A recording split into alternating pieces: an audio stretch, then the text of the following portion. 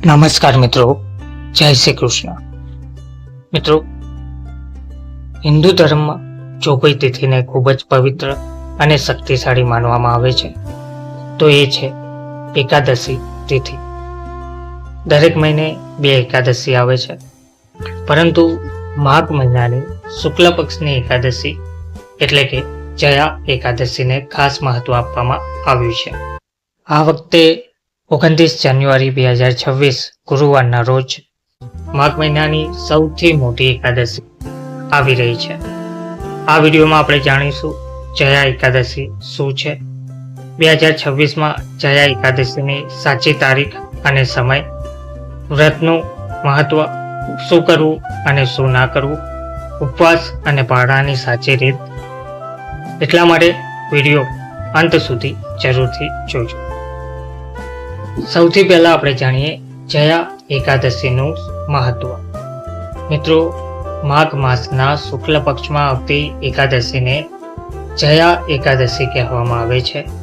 શાસ્ત્રોમાં માન્યતા છે કે આ એકાદશીનું વ્રત કરવાથી ભૂતકાળના પાપોનો નાશ થાય છે, મન, વાણી અને કર્મ શુદ્ધ થાય છે, ભગવાન વિષ્ણુની કૃપા પ્રાપ્ત થાય છે અને સૌથી મહત્વનું મોક્ષ પ્રાપ્તિનો માર્ગ ખુલ્લો થાય છે.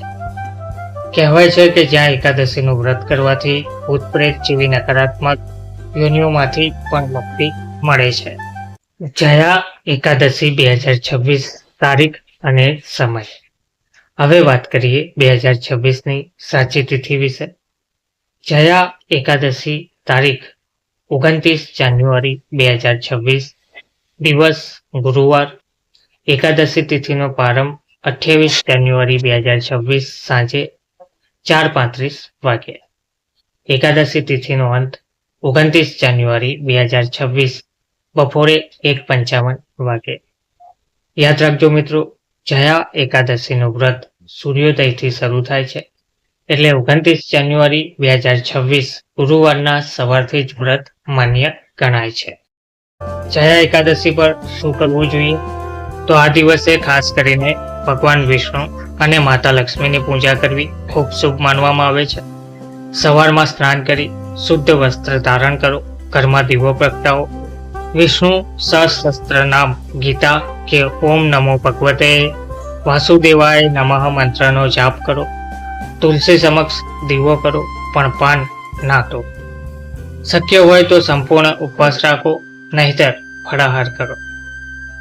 એકાદશી પર કયા 4 કામ ના કરવા જોઈએ? તો મિત્રો, હવે ખૂબ જ મહત્વની વાત. એકાદશી પર કેટલીક ભૂલો વ્રત ભંગ કરે છે, જેમાં ચોખા અને અનાજનું સેવન.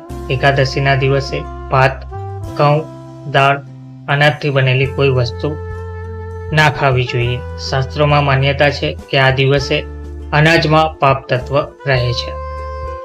બીજું, તુલસીના પાન તોડવા ના જોઈએ. તુલસી માતા દેવી લક્ષ્મીનું સ્વરૂપ છે. એકાદશીના દિવસે તુલસીના પાન તોડવાથી પાપ લાગે છે. જો પૂજા માટે જરૂર હોય તો 1 દિવસ પહેલા પાન તોડીને રાખો. ક્રોધ, દ્વેષ અને જૂઠું ના બોલવું જોઈએ. આ દિવસે ગુસ્સો કરવો, કોઈની નિંદા કરવી, ખોટું બોલવું, મનમાં ખરાબ વિચાર લાવવો, આ બધું વ્રતની શક્તિ ઘટાડે છે.